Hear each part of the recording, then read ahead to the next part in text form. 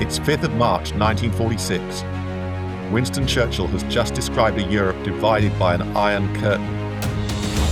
But how will the superpowers react?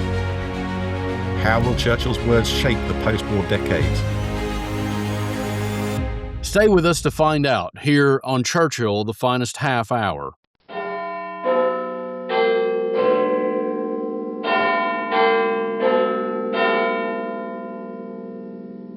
Hello, I'm Professor Richard Toye, and with me is my good friend and co-conspirator, Dr. Warren Dockter. How are you doing, Warren? I'm great. So let's dive into the reactions to this kind of epic, really important speech of the century. Let's start in America, because a lot of people might think, well, this is the kind of message, these are anti-Soviet, anti-communist message, which would go down really well in America. Was that the case? No, I mean, what's really interesting at the time, if you look at how it's covered in perhaps we should even zoom out and not talk about the speech necessarily, but look at how people felt about an international alliance. According to Gallup, in mid-March 1946, only 7% of Americans approved of the policy of Russia in world affairs. It's basically saying they're very anti-communist, very anti-Russian.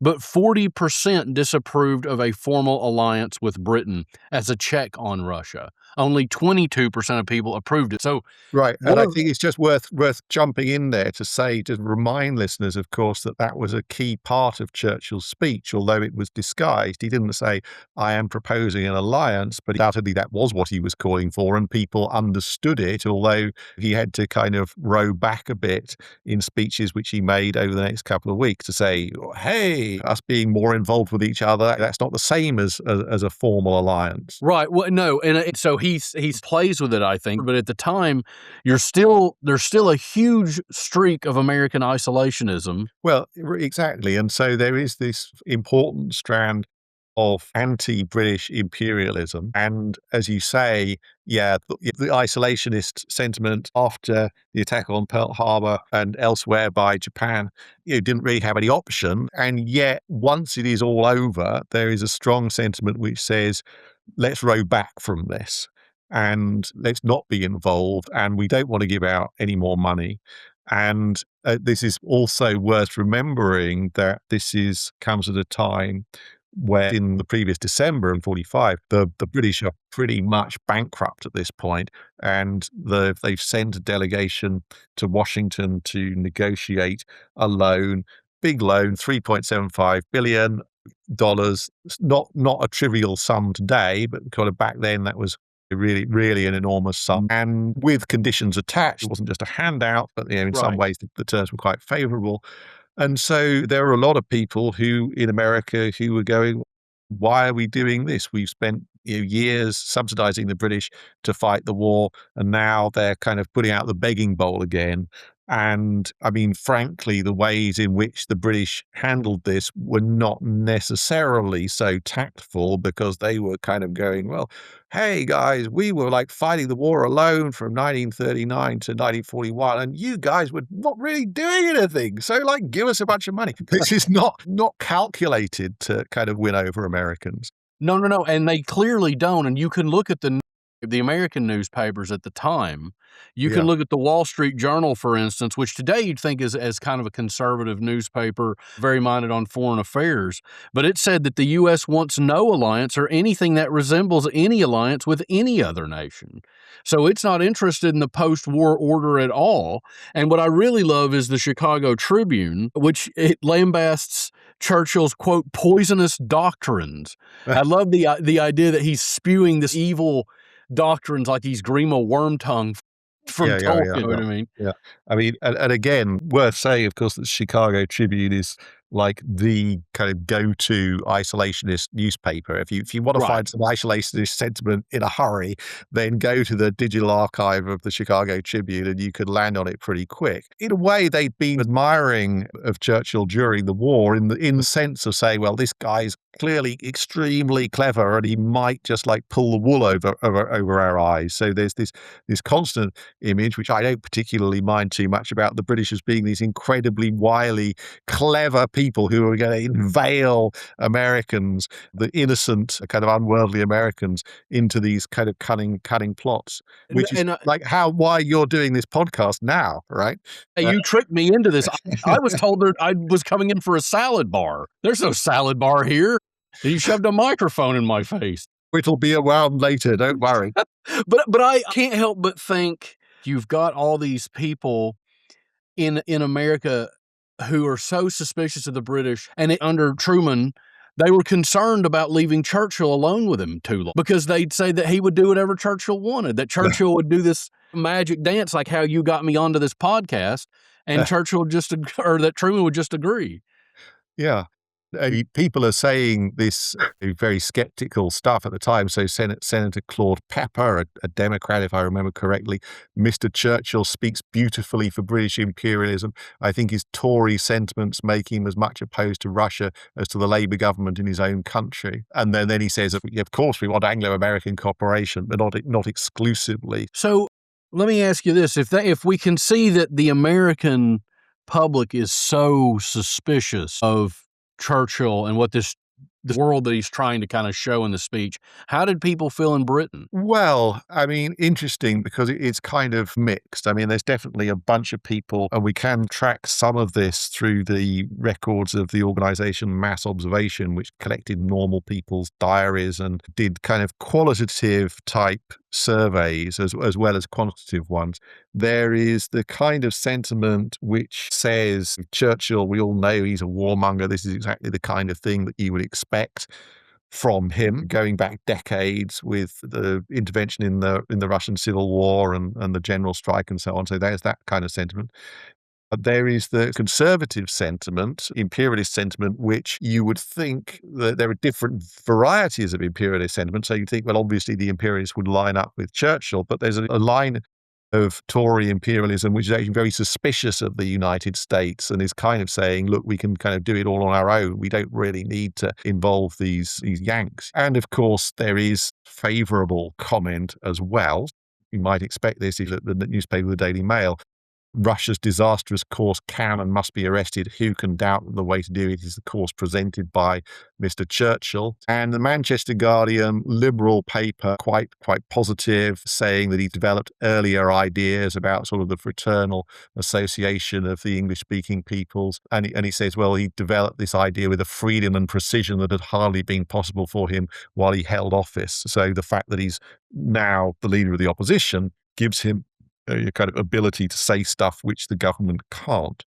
Right, a sort of freedom, which he kind of actually gets away with, right? Because the official line doesn't endorse his position, right? The official government line is that, well, Clement Attlee said that basically the government is not called upon to express any opinion of the speech delivered in another country by private individuals. Yeah. And of course, there's the as you would expect, it has to be said, from the Daily Worker, there's the communist paper, which didn't really have a mass readership. This grim speech is a challenge to the British and people and to the Labour government. It marks the beginning of a desperate Tory endeavour to drag the government deep into the pool of anti-Soviet intrigue and imperialistic adventures. They could write quite well, these guys. Actually, irrespective of what side of the political spectrum they're on, 1940s newspapers were pretty well written, and you get some juicy quotes out there. I do have a question about this, though. Yeah. How much is this suspicion or feeling to agree with Churchill? There must have been this suspiciousness about him, because remember, after the First World War, he's immediately like, hey, there's another war coming. We got to deal with Turkey. And that leads to the Chenet crisis. Yeah. And I wonder how much of this is about him. Not so much his ideological position, but him as a player. Well, yes, I suppose I would say it's both, because to a lot of people, he symbolizes a particular kind of point of view. They kind of see Churchill and they see Tory imperialist warmonger. He certainly was an imperialist. There's no getting away from that. I mean, he obviously was a Tory, but he made a lot of emphasis in his speeches about how he was also a liberal. And so it's kind of like he's a bit of a lightning rod for people's feelings. People do give kind of nuanced responses, actually. One of my favorites is from one of these mass observation writers, a sort of ordinary person she's a librarian, and she says she both reads the speech and listens to it. right? So she was really kind of doing a due diligence on getting to grips with this speech. And she says, parts of the speech which had horrified me in print seemed perfectly innocuous as he spoke them.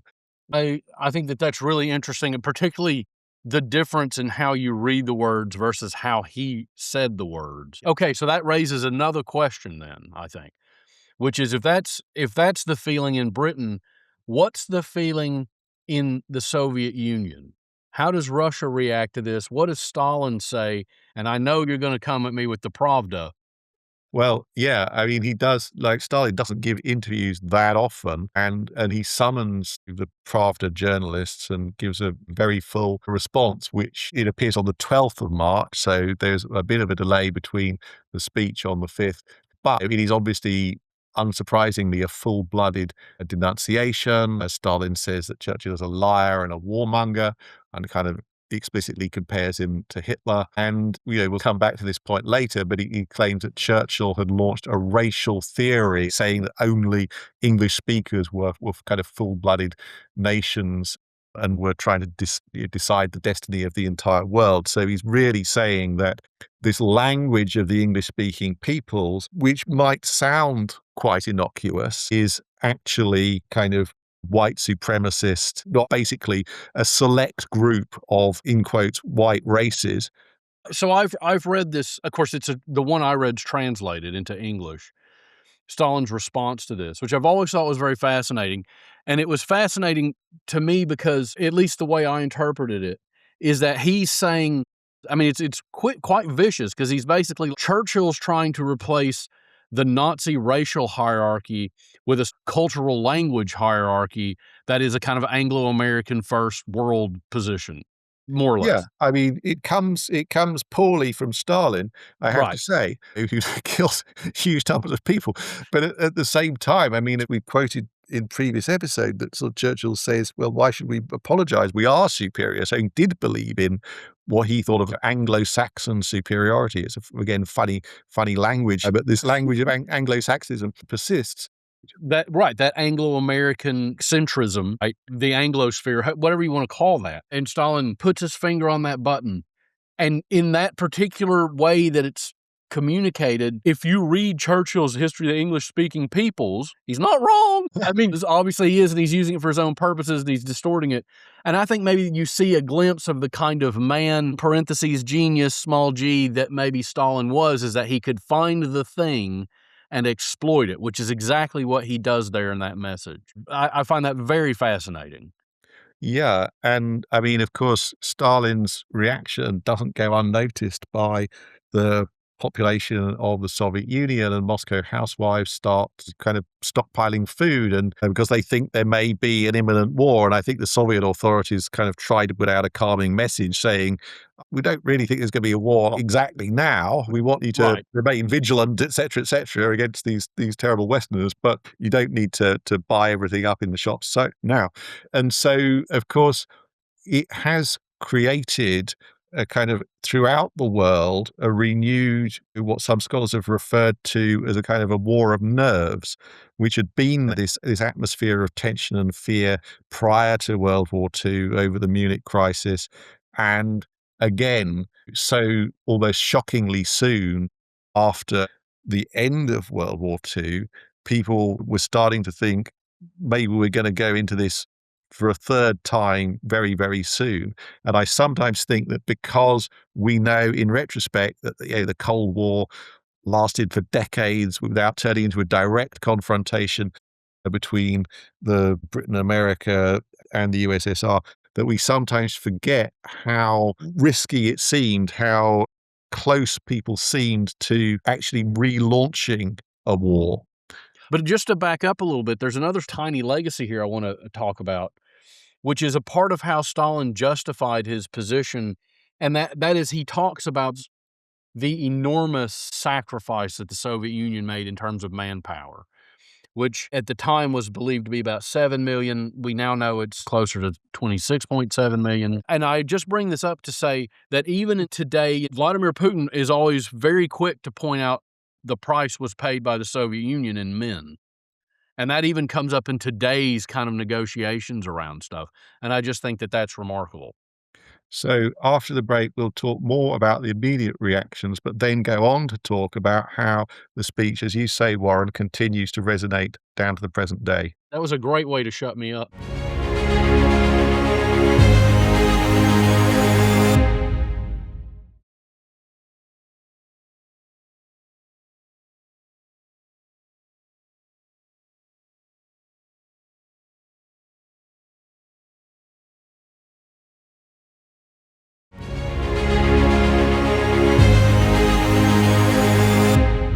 Welcome back to Churchill, the finest half hour. I'm Dr. Warren Dockter, and with me is my great British counterpart, Professor Richard Toye. And before we restart, I'd just like to give a shout out to our friends at the Since Attlee and Churchill podcast. That sounds really interesting, Richard.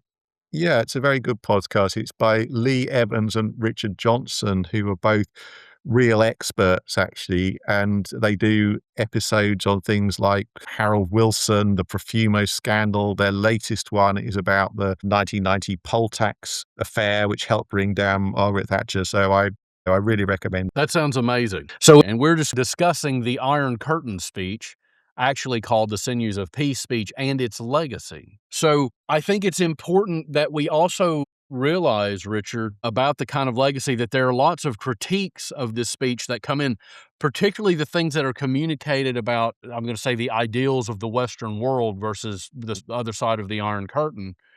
But that happens, of course, in Missouri. Yeah.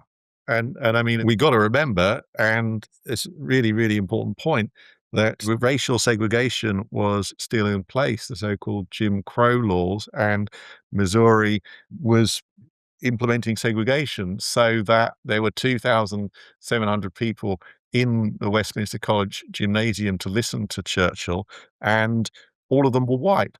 And I have to admit that for some years I've been going around saying, well, it was a racially segregated audience. Well, everybody who wasn't white was like entirely kept out of the building. You know, a very shocking fact, really. And so, of course, we were talking before the break about Stalin saying that Churchill was talking essentially a white supremacist vision. And there, in fact, he was giving a speech to an all-white audience, which was all white because of the state of the law at the time. So it was pretty difficult in many ways for people to make convincing arguments about freedom, which sounded great in the abstract, when in fact people were being seriously oppressed right on the doorstep there in Fulton, Missouri. Right, which raises huge and I think really interesting questions. What did the Black community, the African American community, think about the speech? Do we know? Well, what we know, and it's really important not to conflate African American newspapers with African American opinion, full stop, in Of general. course. Yeah. But there were quite a lot of African American newspapers. One of them noted that Westminster College was located in a state where Negro boys and girls are barred from its portals by law. Sure. There was also celebrity criticism. So Paul Robeson, obviously very famous, very talented African-American singer, also a left-wing figure. He saw it, the speech, as a paean to white racial superiority and an invitation, as he put it, to benevolent Anglo-American imperialism. Which is really interesting because that's kind of echoing what Joseph Stalin says, right, in Pravda.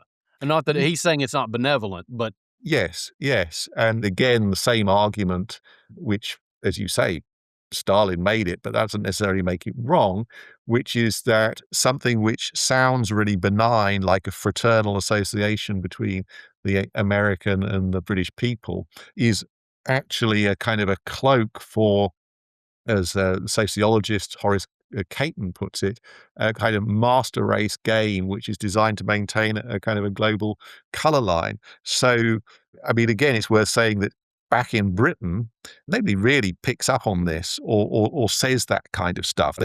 But it's obviously kind of the African Americans who are hurting from the absence of civil rights, and they use the Iron Curtain speech as an opportunity to express those views pretty vociferously, including people like Adam Clayton Powell, who was the first Black congressman, for example. right, which I mean is absolutely Correct, because if Churchill and by extension the Truman administration are going to allow or at least endorse this idea of kind of universal human rights and the difference between democratized nations versus nations behind the Iron Curtain that are authoritarian and don't respect human rights.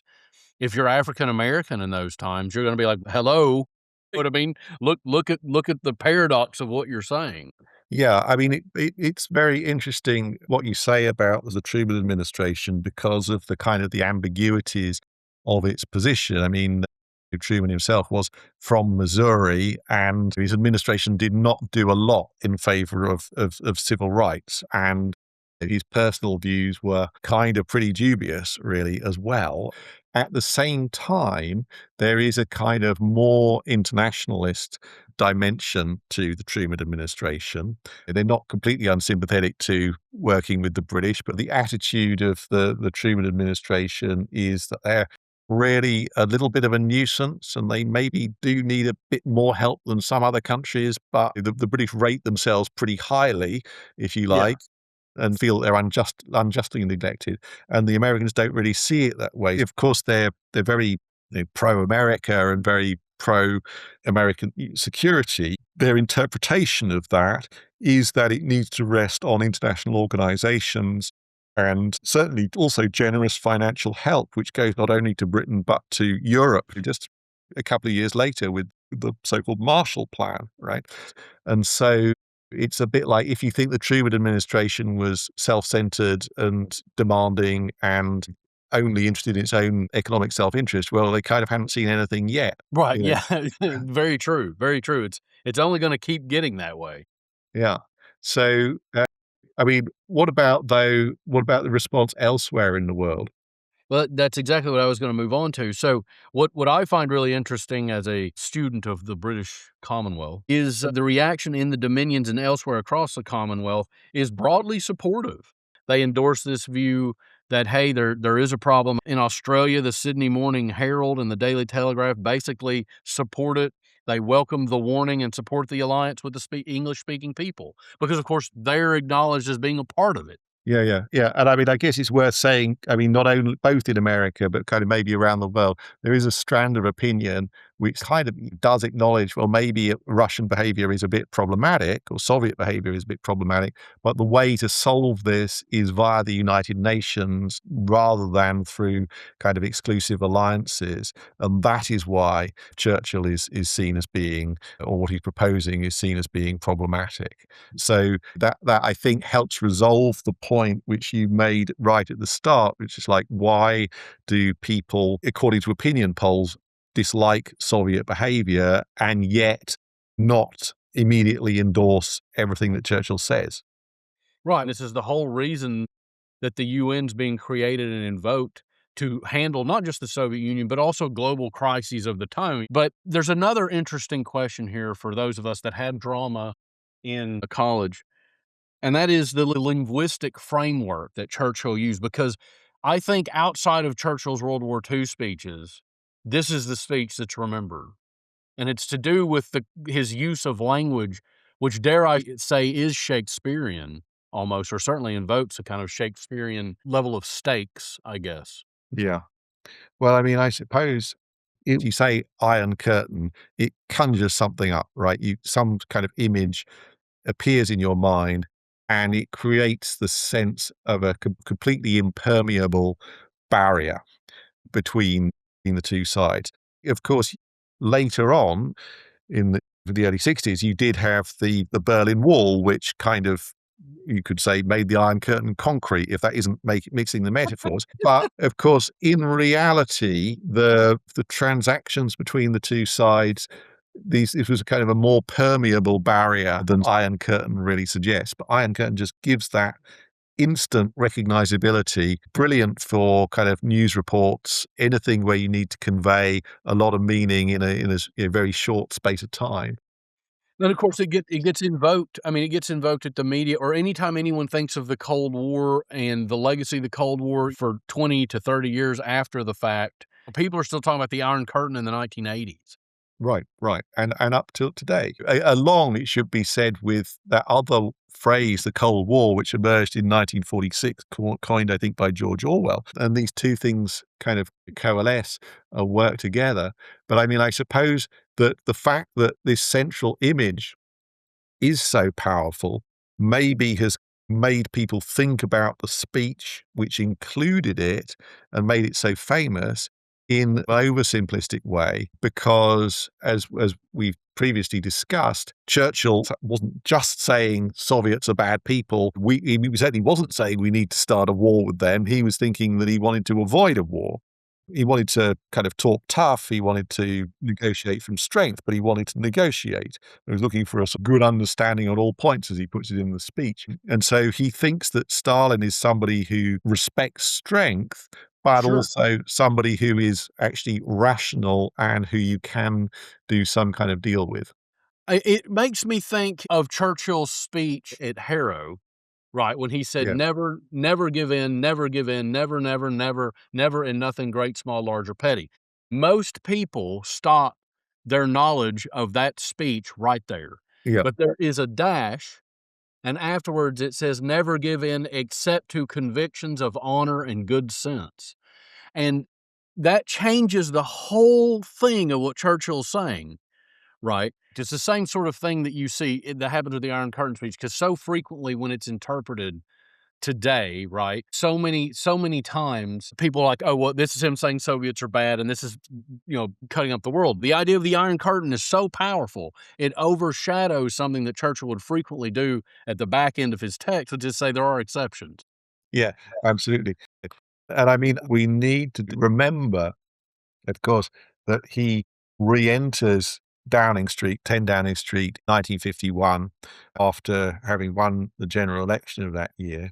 And his Yeah. immediate reaction, what does he want to do? He wants to end the Cold War. Again, he places a lot of emphasis on his own personal ability to do this.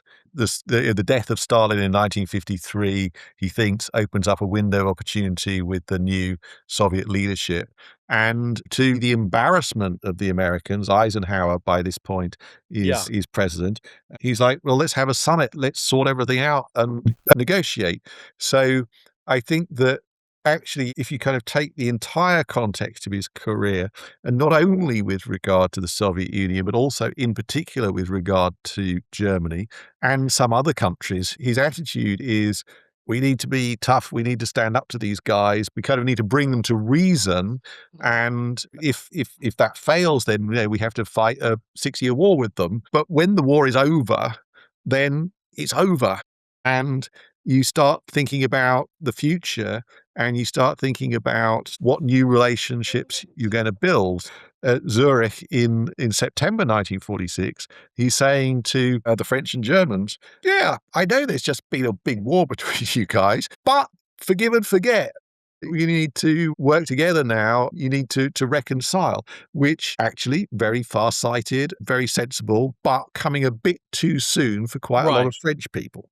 Right. At the beginning of his war memoirs, he talks about there's different things, and one of those is in victory, magnanimity, Yeah, right? To be yeah, yeah, yeah, magnanimous, yeah, yeah. to have greatness of soul. And Yeah. I think that Churchill, as a statesman, personifies that, because when you're his enemy, he'll fight you to the very end. But the second that you agree to and comes to terms with him, he will do his best to defend your interests. Right, right. And of course, that slogan, though it's longer than that, is there's 4 parts to it. But the French wanted something for their war memorial, and they kind of went to him and said, "Can you draft us something?" He kind of knocks it out and sends it to them, and they see in victory magnanimity, and they think, "Thank you very much," and send it Absolutely. back, which is kind of why it ends up being the sort of the motto or epigraph for his Second World War memoirs. Yeah. I didn't know that about the French memorial. That's really interesting. All right. So, of course, one speech was not going to start the Cold War if there hadn't been other things going on, much bigger geopolitical forces at work, but those other things were going on, and that remarks which Churchill made in March 1946, which sounds so controversial at the time, within months or a year or so, were starting to become kind of the new normal, common sense or conventional wisdom. And we see this with the so-called Truman Doctrine in March 1947, so just over a year later, that sort of Truman says in Congress that it's going to be the mission of the Americans to support the countries under threat of communist domination, and again commits a huge sum of money, $400 million, to support Greece and Turkey, which are thought to be at risk of communist subversion. So from Churchill's point of view, he can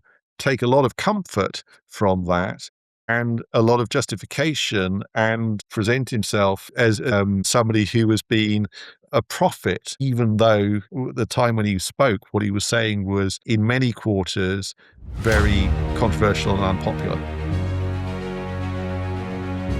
The world has been shaken by Churchill's vision. But the impact of the Iron Curtain speech can still be felt to this very day. And we'll be exploring its legacy further in our next very special episode. Join us to hear from Tim Riley, Director and Chief Curator of the National Churchill Museum located in Fulton, Missouri, where the Iron Curtain speech was born. And in the meantime, KBO.